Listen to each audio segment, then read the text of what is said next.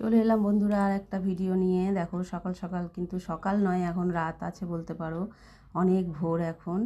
এখন কিন্তু আমরা এসে পৌঁছে গেছিলাম, দেখে বুঝতেই পারছো যে ভোর বলছি ঠিক কথা, ভোরও নয়, একটু রাতই আছে। আর মানে অন্ধকার এখনও আছে, এখনও আলো ফোটেনি, তখনই কিন্তু আমাদের বাস এসে পৌঁছে গেছিলো। যাই হোক, সবাই সবার মতো লাগেজ গুছিয়ে নিয়ে কিন্তু হাঁটা দেওয়ার পথে ছিল। এসে কিন্তু ঘুমিয়ে পড়েছিলাম আমরা। তারপরে অনেকটা বেলায় উঠে কিন্তু আমি চা বানিয়ে নিয়েছিলাম। চাটা বানিয়ে নিয়ে তারপরে বাজার এসে গেছিলো। বাজারে কিন্তু আজকে বেশি কিচ্ছু আসেনি, এসেছিলো শুধু অল্প একটু মাছ, কারণ কালকে শনিবার আর আমাদের বাড়িতে রাত্রির দিকে মাছ কেউ খেতে চায় না। আর কাঁচা বাজারের মধ্যে এসেছিলো দেখো শিম আর ধনেপাতা আর বেগুন, এটাই আনতে বলেছিলাম। আর এনেছিল সঙ্গে কিন্তু আলু। আলুটা খুব অল্প ছিল, তাই জন্য আলুটা আনতে বললাম। এই হচ্ছে বাজার ছিল আজকের।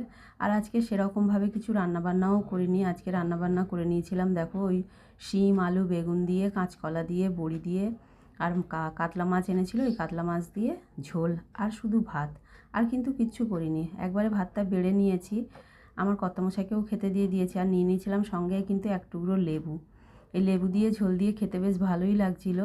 আর আমি আর বাটি ফাটি করিনি, একদম ভাতের ওপরেই কিন্তু মানে তরকারিটা নিয়ে নিয়েছিলাম। আর জানো তো, মেয়েদের আর নিজের জন্য কিছু আলাদা করে করতে ইচ্ছা করে না, নিজেদের জন্য মনে হয় ভাতের ওপর নিই আর যাই করি নিয়ে মানে খেয়ে নিই। খাওয়া দাওয়া করে আবারও ঘুমিয়ে বিকেলবেলা দেখো সন্ধে দিতে গেছি। ঠাকুর ঘরের অবস্থাটা খালি তোমরা দেখো।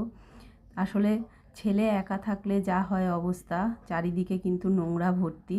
আমি আস্তে আস্তে কিন্তু মুছে মুছে পরিষ্কার করব। জানি না তোমরা কতটা নোংরা দেখতে পাচ্ছ, কিন্তু ঠাকুরঘরটা প্রচণ্ড নোংরা হয়েছিল। তারপরে সব মুছে ধুয়ে নিয়ে দেখো সন্ধেটা দিয়ে দিয়েছি। মাকেও দর্শন করো, গোপালকেও দর্শন করো।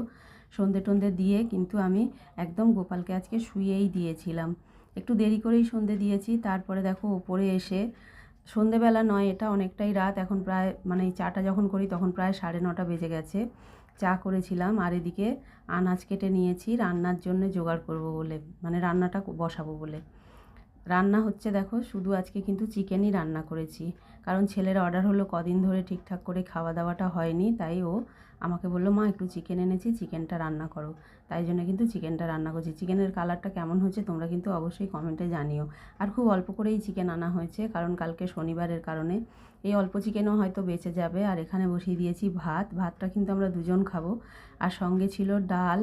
ডালটা দেখলাম যে ছেলে ফ্রিজের মধ্যে রেখেছে, তাই বের করে নিলাম, যদি কেউ খায় খাবে, নাহলে ফেলা যাবে। আর পোস্ত ছিল, পোস্তটা কিন্তু নিরামিষ পোস্ত ছিল, আমি একটু পেঁয়াজ দিয়ে করে নিলাম। আর এইখানে আছে দুপুরের মাছের ঝোল। যাই হোক, এই হলো আজকে আমার সারাদিন। তোমরা কে কেমন কী কাটালে অবশ্যই কমেন্টে জানাও।